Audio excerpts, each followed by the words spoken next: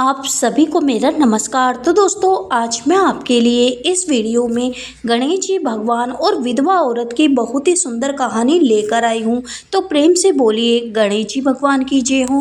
दोस्तों, बहुत समय पहले की बात है। एक छोटे से गांव में एक गरीब विधवा औरत रहती थी। उसका नाम था गौरी। उसका जीवन बहुत ही कठिनाइयों से भरा हुआ था। पति के देहांत के बाद उसके पास न तो कोई सहारा था, न ही कोई आय का साधन। वह दूसरों के घरों में काम करके किसी तरह अपना पेट पालती थी। गौरी बहुत ही सरल, दयालु और भगवान में गहरी आस्था रखने वाली थी। वह प्रतिदिन सुबह उठकर स्नान करती और भगवान गणेश जी महाराज की पूजा पाठ करती। उसके पास पूजा के लिए ज़्यादा कुछ नहीं था, लेकिन वह सच्चे मन से एक दीपक जलाती और थोड़े से फूल अर्पित करती। वह हमेशा यही प्रार्थना करती, हे विघ्नहर्ता गणेश जी भगवान, मेरे जीवन के कष्ट दूर करो और मुझे सही मार्ग दिखाओ।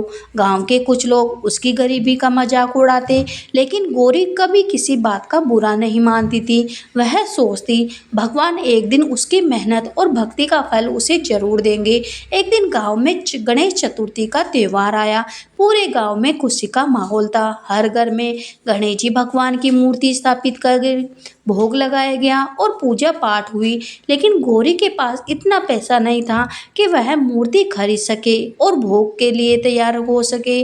फिर भी उसने हिम्मत नहीं हारी। उसने मिट्टी से खुद एक छोटी सी गणेश जी भगवान की मूर्ति बनाई और उसे अपने घर में स्थापित किया। उस दिन उसने सिर्फ थोड़ा सा चावल और गुड़ का भोग लगाया और पूरे मन से पूजा पाठ करी। पूजा करते करते उसकी आंखों में आंसू आ गए और वह बोली, हे गणेश जी महाराज, हे विघ्नहर्ता, मेरे पास आपको देने के लिए कुछ भी नहीं है, बस मेरा सच्चा मन ही है। कृपया मेरी भर की भक्ति स्वीकार करो। गणेश जी भगवान उसकी सच्ची भक्ति से बहुत प्रसन्न हुए। उन्होंने सोचा, इस स्त्री की परीक्षा लेनी चाहिए और उसे उसके कर्मों का फल भी देना चाहिए। अगले दिन गणेश जी महाराज एक साधु बाबा के रूप में धारण करके गौरी के पास घर पहुंचे। उसके समय गौरी अपने घर के बाहर बैठी थी। साधु बाबा ने उसे कहा, माता, मुझे बहुत जोरों की भूख लगी है, क्या तुम मुझे कुछ खाने को दे सकती हो? गौरी के पास खाने के लिए बहुत कम था, लेकिन उसने बिना सोचे समझे अपना सारा भोजन उस साधु बाबा को दे दिया। वह बोली, बाबा, मेरे पास यही थोड़ा सा भोजन है, आप इसे ग्रहण करिए, मैं बाद में कुछ और देख लूंगी। साधु बाबा प्रसन्न होकर भोजन किया और कहा, माता, तुम्हारी भक्ति और दया से मैं बहुत प्रसन्न हूँ, तुम मुझसे जो चाहे वरदान मांग सकती हो। गौरी ने विनम्रता से कहा, बाबा, मुझे धन दौलत नहीं चाहिए, बस इतना वरदान दीजिए कि मैं कभी भूखी न रहूं और हमेशा भगवान की भक्ति करती रहूं। साधु बाबा ने मुस्कुराते हुए कहा, तथास्तु, और वहां से चले गए। कुछ समय बाद गौरी के जीवन में चमत्कार होने लगा। उसके घर में कभी अन्न की कमी नहीं होती थी। जो भी वह काम करती उसमें उसे ज़्यादा सफलता मिलने लगी। धीरे धीरे उसकी स्थिति सुधरने लगी। गांव के लोग जो पहले उसका मजाक उड़ाते थे, अब उसका सम्मान करने लग गए। एक दिन गौरी ने सपना देखा कि वही साधु बाबा असल में गणेश जी भगवान थे। वह तुरंत उठी और भगवान का धन्यवाद करने लगी। उसने और भी अधिक श्रद्धा से उनकी पूजा पाठ करना शुरू कर दिया। कुछ समय बाद गांव में एक बड़ी समस्या आ गई। वहां अकाल पड़ गया और लोगों के पास खाने के लिए कुछ भी नहीं बचा। लेकिन आश्चर्य की बात यह थी कि गौरी के घर में अन्न की कमी नहीं हुई। उसने अपने घर का सारा अनाज गांव के गरीब और जरूरतमंद लोगों में बांटना शुरू कर दिया।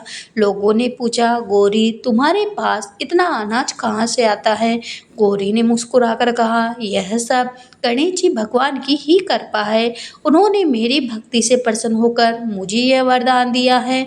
गांव के लोगों को अपनी गलती का एहसास हुआ। उन्होंने गौरी से माफ़ी मांगी और भगवान गणेश जी भगवान की पूजा पाठ शुरू करने दी। इस प्रकार गौरी की सच्ची भक्ति और निस्वार्थ सेवा के कारण उसका जीवन बदल गया। गणेश जी ने उसे न केवल सुख समृद्धि दी, बल्कि उसे दूसरों की मदद करने का भी अवसर दिया। इस कहानी से हमें यह शिक्षा मिलती है कि सच्ची श्रद्धा, भक्ति और दया से भगवान अवश्य प्रसन्न होते हैं, चाहे हमारे पास कितना भी कम क्यों ना हो।